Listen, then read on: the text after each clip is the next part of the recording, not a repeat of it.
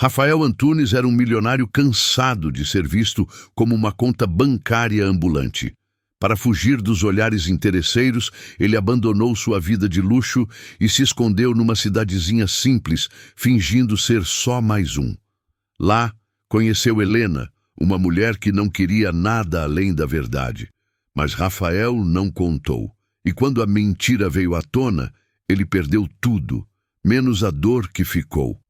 Essa é a história de um homem que escondeu quem era e quase perdeu quem ele era de verdade. A chuva caía fina, mas constante, daquelas que não molham por completo, mas conseguem encharcar a alma. Sentado num banco de madeira úmido, Rafael segurava uma carta dobrada. Nunca entregue. Os dedos trêmulos, o olhar perdido. Do outro lado da rua, Helena olhou para ele uma última vez, sem dizer nada, sem promessas. Apenas virou as costas e partiu. Ela sabia. Alguém contou. Alguém expôs tudo. A verdade que ele teve medo de dizer. O som dos passos dela na calçada molhada ecoava como uma sentença final. Ele não gritou, não correu atrás, não disse espera, porque, no fundo, sabia que merecia aquele silêncio. A carta em sua mão, escrita com tanto cuidado, agora parecia ridícula. Letras bonitas demais para uma história construída sobre mentiras. Rafael Antunes, que cresceu em mansões de vidro e aço, agora estava ali, invisível. Não porque perdeu tudo, mas porque pela primeira vez sentia o peso de ter escondido tudo. E no meio da garoa, uma pergunta perfurava o peito dele como um sussurro cruel. E se ela tivesse ficado? Se eu tivesse tido coragem de contar a verdade? Mas ali já era tarde demais. Rafael Antunes nunca teve problemas com dinheiro. Filho único de um casal obcecado por status, ele cresceu entre eventos de gala, escolas internacionais e casas que pareciam hotéis 5 estrelas. Aos 11, já sabia usar gravata Windsor. Aos 15, era treinado por mentores corporativos. Aos 25, estava à frente da Antunes Tech, uma empresa avaliada em bilhões, mas nenhum dos aplausos, das festas ou dos brindes com champanhe o impedia de se sentir profundamente só. Para a maioria das pessoas, Rafael era um sonho inalcançável. Para ele, a própria vida parecia um pesadelo repetitivo. Acordar, sorrir em eventos, fingir interesse, assinar contratos, repetir. A solidão não vinha da falta de gente ao redor, mas da ausência de conexão verdadeira. Cada relacionamento que teve, cada amizade, vinha com uma dúvida silenciosa. Eles gostam de mim ou do que eu posso dar? Depois de um escândalo envolvendo uma ex-namorada que revelou mensagens privadas à imprensa, Rafael decidiu desaparecer. Sem anúncio, sem despedida. Apenas pegou um carro antigo da coleção do pai, trocou de nome e dirigiu até um vilarejo chamado Santa Cecília do Sul. Um ponto esquecido no mapa, longe dos olhares e dos interesses. Lá, apresentou-se como Rafael Duarte. Disse que precisava recomeçar, arranjou trabalho simples como ajudante de cozinha em uma pousada familiar e alugou um quarto minúsculo acima de um mercadinho. Naquele lugar, ninguém sabia quem ele era. E isso, pela primeira vez, parecia liberdade. Longe das cifras, das câmeras e dos elogios forçados, ele se viu cercado de pessoas reais, com histórias, cicatrizes, sonhos pequenos, mas intensos. E foi ali, entre pratos lavados e cafés servidos no balcão, que ele conheceu Helena. Uma mulher que olhava nos olhos, que ria sem medir o volume, que não queria impressionar e que, sem saber, estava prestes a mudar tudo. Helena Duarte não era de sorrisos fáceis, nem por orgulho, nem por frieza, mas por cansaço. Criada por uma mãe que trabalhou como faxineira durante quase 3 décadas em casas onde mal era notada, Helena aprendeu cedo a ler pessoas pelos gestos, não pelas palavras. Sabia diferenciar gentileza de charme ensaiado. Sabia principalmente quando alguém estava escondendo alguma coisa. Na pousada onde trabalhava, fazia de tudo um pouco. Cuidava da recepção, ajudava na cozinha, acompanhava hóspedes idosos até o quarto.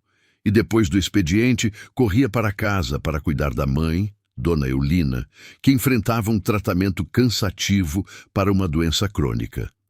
Foi nesse cenário de rotina exaustiva e afeto silencioso que Rafael apareceu. Camisa surrada, jeito tímido, olhar perdido. Disse que vinha de uma cidade grande, que queria recomeçar após uma quebra financeira. Não entrou em detalhes.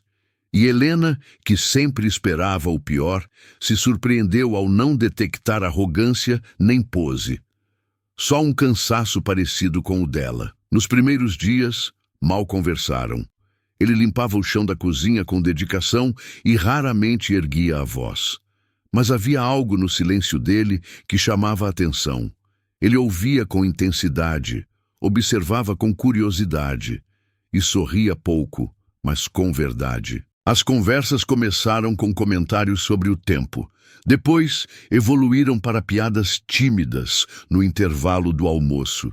E quando Helena levou um livro para ler durante o turno da noite, O Lado Bom da Vida, de Matthew Quick, Rafael comentou que também adorava histórias sobre recomeços. Naquela noite, ela ofereceu uma xícara de chá.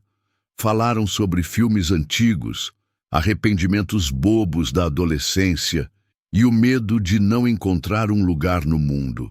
Para Helena, aquele momento foi raro. Alguém finalmente a ouvia, sem pressa, sem pressões. Para Rafael foi mais ainda. Alguém enxergava sua alma e não seu sobrenome. Mas essa conexão veio com um preço. A cada dia que se aproximava de Helena, Rafael carregava um fardo maior, o da mentira. Ele sabia que a verdade viria como um terremoto, e ela já havia deixado claro, num desabafo qualquer, que mentiras a faziam fugir sem olhar para trás. Meu ex dizia que era alguém. Não era. E não me doeu só ser traída. Me doeu perceber que nunca conheci quem estava ao meu lado. Essas palavras ecoavam na mente de Rafael todas as noites, como um alerta doloroso.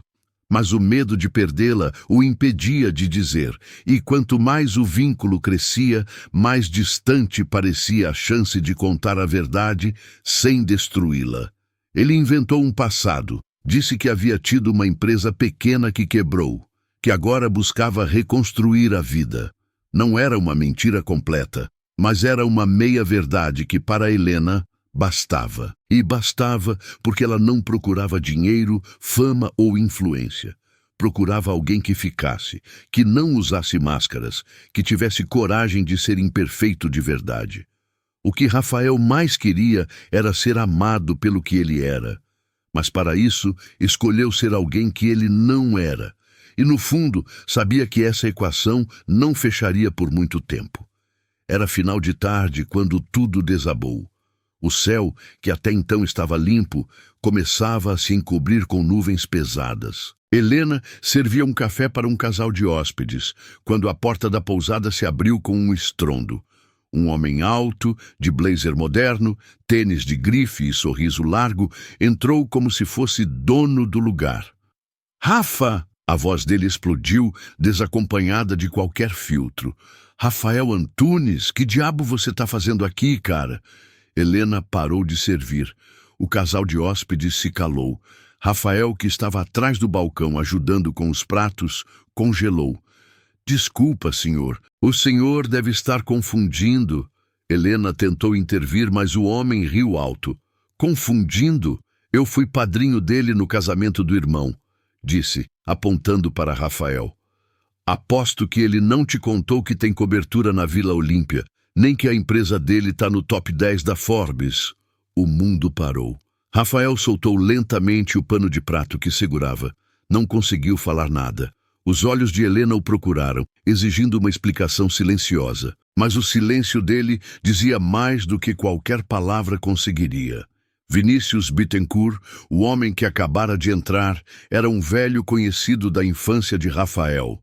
Um daqueles amigos que nunca sabiam quando parar. E naquele momento, ele fez o estrago que Rafael temia há meses.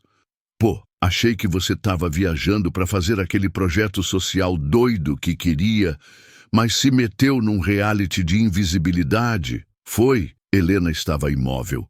Segurava a bandeja com uma mão firme, mas o olhar estava em frangalhos.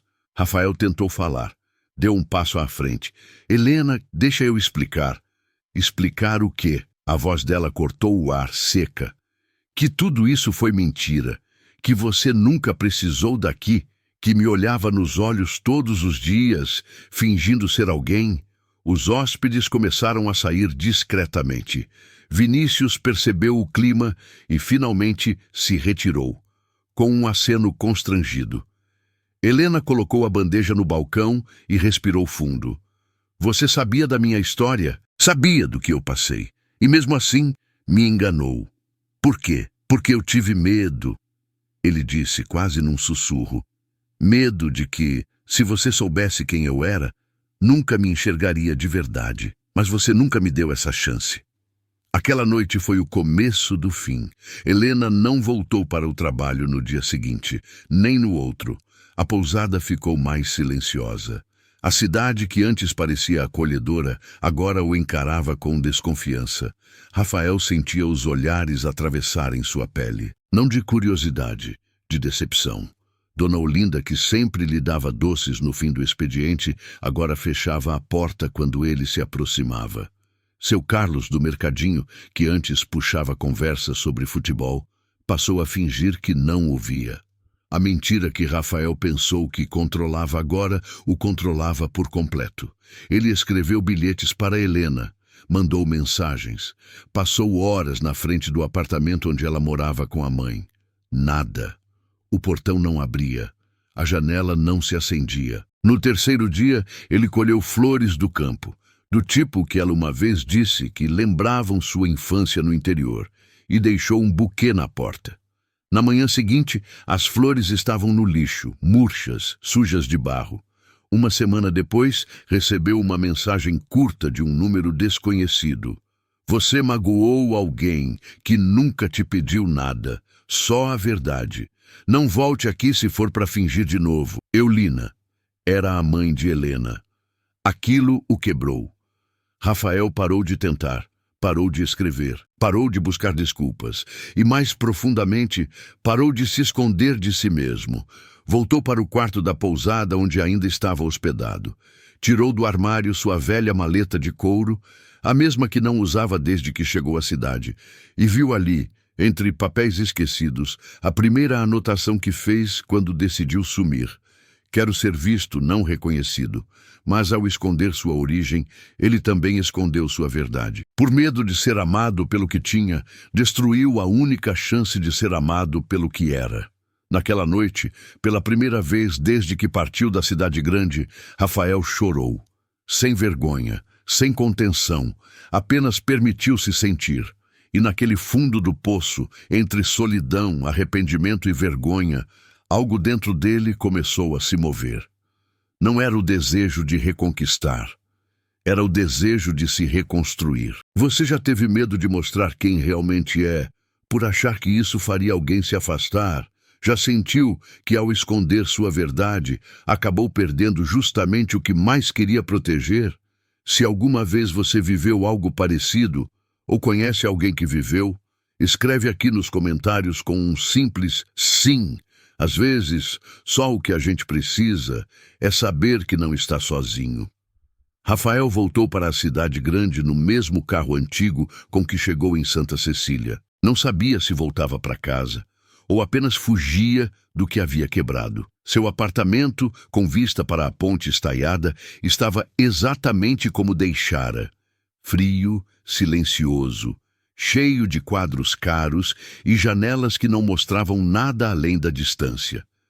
Nos primeiros dias, não falou com ninguém, ignorou ligações da empresa, mensagens de Vinícius, convites para eventos.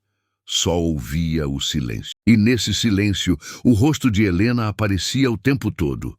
Não como uma lembrança romântica, mas como um espelho doloroso do que ele tinha destruído. Ele leu e releu a mensagem da mãe dela dezenas de vezes. Não volte se for para fingir de novo. A frase virou um tipo de oração amarga. Num fim de semana chuvoso, Rafael abriu a antiga caixa de correspondências acumuladas. No meio de convites, papéis de investimentos e brindes de marcas, encontrou um envelope simples, sem remetente. Dentro, uma foto. Era Helena, sentada num banco da praça da cidade ao lado da mãe. Nenhuma das duas sorria, mas havia uma serenidade estranha no olhar delas. No verso da foto, uma frase escrita à mão. Estamos nos curando. Era pouco, mas era algo. Ele não sabia se aquilo era um adeus, uma trégua ou apenas um lembrete. Mas aquelas 3 palavras rasgaram o concreto que ele havia colocado sobre os próprios sentimentos. Naquela noite, Rafael tirou um caderno antigo da gaveta, o mesmo que usava para escrever quando chegou à pousada, e folheou as páginas. Em uma delas, leu algo que anotara no primeiro dia. Se eu tiver coragem de ser invisível, talvez alguém veja quem eu sou de verdade. Ele sorriu com amargura. Na página seguinte, escreveu pela primeira vez em semanas. Helena, eu não estou escrevendo para te reconquistar, nem para me justificar. Estou escrevendo porque, mesmo depois de tudo, você foi a primeira pessoa que me viu. E talvez por isso tenha doído tanto. Obrigado por ter me mostrado quem eu era, quando eu mesmo não sabia. Dobrou a carta, colocou num envelope sem remetente e foi até uma caixa de correio. Não sabia se ela receberia, nem se leria, mas precisava deixar aquelas palavras irem. Nos dias seguintes, algo mudou. Rafael começou a sair de casa, não para festas, mas para caminhar, sentir o vento, observar pessoas. Passava horas em livrarias, cafés pequenos, feiras de rua. Num desses passeios, viu um garoto de uns 13 anos tentando vender desenhos feitos em folhas de caderno. A maioria das pessoas passava reto. Rafael ficou parado, observando de longe. Os traços eram simples, mas expressivos. Havia sentimento naquelas linhas tortas. Ele se aproximou devagar e perguntou: Você desenha isso tudo sozinho? O garoto assentiu, tímido. E por que vende? Para comprar tinta e pão. Rafael sentou-se ao lado dele e, depois de alguns minutos de conversa, propôs: Se você me ensinar a desenhar, eu trago o lanche. O menino riu. Na semana seguinte, Rafael alugou discretamente uma sala vazia em um centro comunitário de bairro e começou a financiar de forma anônima um projeto de arte para crianças. Nada com o nome dele, nenhuma divulgação, só materiais, lanches e espaço. Todos os sábados ele voltava lá. Aprendia a desenhar formas imperfeitas e ouvia histórias que ninguém mais escutava. As crianças não o chamavam de Senhor Antunes, nem sabiam da Antunes Tech. Chamavam-no apenas de Rafa. E naquele pequeno espaço onde tintas encontravam papel, ele começava, aos poucos, a se encontrar também. Mas mesmo no meio dessa transformação silenciosa, a imagem de Helena não saía de sua mente. Ele se perguntava: será que ela leu? Será que aquilo significou alguma coisa para ela? O tempo passou. As semanas viraram meses. E então, numa tarde nublada, ele recebeu uma mensagem no e-mail da fundação, assinada por Lúcia, uma das funcionárias da pousada. A mãe da Helena faleceu semana passada. Ela ainda está em Santa Cecília. Achei que você deveria saber. Rafael leu e releu a mensagem. O coração apertou, quis correr até lá, mas algo dentro dele o freou. Não era medo da rejeição, era medo de ser perdão sem transformação. E agora ele sabia: perdão não se implora, se merece. Naquela noite ele caminhou pela cidade, pensou em tudo, na dor, no silêncio, na cura, e então voltou para casa, arrumou uma pequena mala, trancou a porta e sussurrou para si mesmo: não estou voltando para consertar o passado, estou voltando para mostrar quem eu sou, de verdade desta vez. A estrada parecia mais longa do que antes. Cada curva era uma lembrança, cada placa uma dúvida. Rafael dirigia em silêncio, sem música, sem distrações. Apenas a voz dentro da própria cabeça. E se ela não quiser me ver? E se já for tarde demais? Mas havia uma diferença agora. Ele não ia atrás de perdão. Ia em busca de verdade. Pela primeira vez, sem armaduras, sem máscaras. Quando chegou a Santa Cecília do Sul, era fim de tarde. A mesma garoa leve da noite em que Helena o deixou caía sobre a cidade. A pousada parecia igual, exceto pelo silêncio. A placa ainda balançava no vento. Os vidros estavam embaçados. Rafael entrou devagar. Lúcia estava atrás do balcão. Ela ergueu os olhos, surpresa. Não sorriu, mas também não o mandou embora. Apenas disse: "Ela está no jardim do IP." Ele agradeceu com um aceno quase imperceptível. As mãos tremiam. O caminho até a árvore foi curto, mas parecia eterno. A cada passo seu coração batia mais forte. E então, lá estava ela, Helena, de pé, sob o velho IP, onde uma vez tomaram chá e falaram sobre medo. O mesmo lugar, o mesmo vento. Mas agora tudo era diferente. Ela não se virou de imediato, apenas continuou olhando para a frente, como se soubesse que ele viria. Quando finalmente o fez, não havia raiva no olhar, mas também não havia doçura. Havia algo mais difícil de enfrentar: decepção. Rafael não se aproximou demais. Parou a alguns metros. "Sinto muito pela sua mãe", ele disse com a voz baixa. Helena assentiu lentamente. "Eu deveria ter dito isso antes. Assim como deveria ter dito tantas outras coisas." Ela cruzou os braços, mas não disse nada. "Quando eu vim para cá, eu só queria desaparecer. Estava cansado de ser visto como um prêmio. Eu nunca menti para te enganar. Menti porque tive medo. Medo de que, se você soubesse quem eu era, se afastaria antes mesmo de me conhecer." Silêncio. "Mas você tinha o direito de saber, e eu tirei isso de você." Ele respirou fundo, tirou um envelope dobrado do bolso e colocou no banco sob o IP. "Não é uma carta para te reconquistar. É só um agradecimento por ter me enxergado, mesmo quando eu não via nada em mim." Ele se virou, pronto para ir, mas então ouviu passos na grama molhada. "Rafael", ela chamou. Ele parou, sem se virar. "Você não voltou para consertar, eu sei." Ele virou o rosto, os olhos cheios, mas sem lágrimas. Ela se aproximou, trazia o envelope na mão. "Você quer saber se eu te perdoo?" Ele hesitou, não respondeu. "Eu ainda não sei, mas eu vejo que você mudou. E isso importa." Ela segurou sua mão, sem beijo, sem cena. Apenas dois olhos que se reencontravam. Naquela tarde, não falaram mais nada. Caminharam em silêncio pela cidade, sem segurar promessas, sem pedir explicações, só permitindo que o tempo fizesse o que precisava ser feito. Nos dias que seguiram, Rafael não tentou apressar nada. Visitava o jardim da pousada, lia sob o IP, ajudava Lúcia com pequenas tarefas. E Helena, às vezes vinha, às vezes não. Às vezes, só deixava uma caneca de chá sobre o banco, sem dizer nada. Era como se ambos entendessem que certas feridas não se curam com pressa, mas com presença. Uma tarde, ele a encontrou sentada no coreto da praça, desenhando. Ao lado, um segundo caderno. Ela empurrou o caderno para ele, sem dizer uma palavra. Ele se sentou. Começou a desenhar círculos, tortos, desajeitados. "Você está melhorando", ela disse, quase sorrindo. "Ainda não consigo fazer mãos."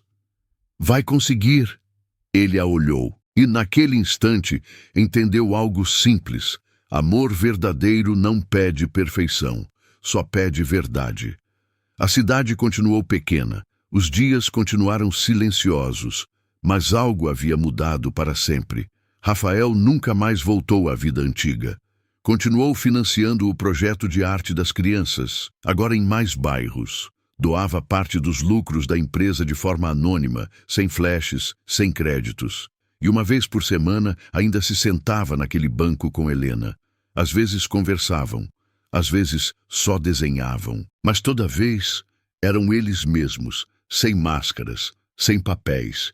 A verdade agora não doía mais, ela libertava. Na maioria das histórias de amor, o final feliz vem com um beijo, uma música ao fundo e uma promessa eterna. Mas a história de Rafael e Helena não foi feita de clichês. Foi feita de pausas, silêncios, desencontros e escolhas conscientes de recomeçar, devagar. Meses se passaram desde aquela tarde sob o IP. Eles não voltaram, não assumiram nada publicamente, mas estavam presentes. Cada dia, uma pequena construção. Cada conversa, uma restauração do que foi ferido. Rafael não falava mais sobre conquistas ou negócios. Agora falava de sentimentos, de infância, de planos que não envolviam cifras, mas pessoas. Ele continuava à frente da Antunes Tech, mas com outro olhar. Criou um setor de impacto social, financiando projetos educacionais pelo país. Nada com seu nome, apenas ações reais. Já Helena, com a partida da mãe, decidiu realizar um desejo antigo. Se inscreveu em um curso online de psicologia e passou a atender crianças da comunidade como voluntária. Usava o que aprendeu com a vida para ouvir e orientar, e talvez, sem perceber, para curar a si mesma também. Rafael a via, às vezes, no portão da pequena escola, cercada de crianças barulhentas. Ela sorria mais agora. Não aquele sorriso defensivo, mas um leve, espontâneo, cheio de vida. Eles continuavam se encontrando no parque quase sempre aos sábados. Sentavam-se lado a lado no banco sob o IP com seus cadernos de desenho. Falavam pouco, mas diziam tudo. Uma dessas tardes, Rafael rabiscava mais um círculo desajeitado quando olhou para ela e disse: "Você sabia que me ensinou a coisa mais difícil de todas?" Helena levantou os olhos curiosa.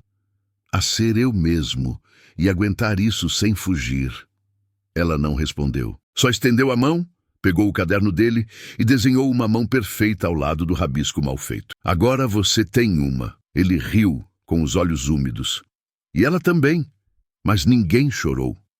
Porque às vezes a cura vem assim, sem grandes gestos, só com presença. E é nessa presença que mora a grande lição. A verdade pode assustar. Pode fazer a gente perder pessoas, lugares, até a versão confortável de si mesmo. Mas só quando paramos de fugir, de fingir, de agradar, é que damos a chance de sermos realmente amados. Não por quem fingimos ser, mas por quem decidimos ser, de verdade. Talvez você também tenha escondido partes de si mesmo por medo. Talvez tenha fingido ser mais forte, mais feliz, mais aceitável para ser aceito. Mas aqui vai uma pergunta. E se justamente essa versão real, imperfeita, honesta, sensível, for a única capaz de criar laços verdadeiros? Pensa nisso com carinho. Às vezes, parar de fingir é o maior ato de coragem que a gente pode ter. Se essa história te tocou de alguma forma, deixa seu like. Ele mostra que vale a pena continuar contando histórias com verdade, que emocionam e transformam. E me conta aqui nos comentários. Você já precisou esconder quem era para se proteger? Eu leio tudo com carinho e sempre respondo quem tira um tempinho para compartilhar. Se você acredita no poder das histórias reais, que curam e inspiram, se inscreve no canal. Ainda temos muito o que viver juntos por aqui. E não sai ainda. Escolhe uma das histórias que deixei na tela e te encontro no próximo vídeo.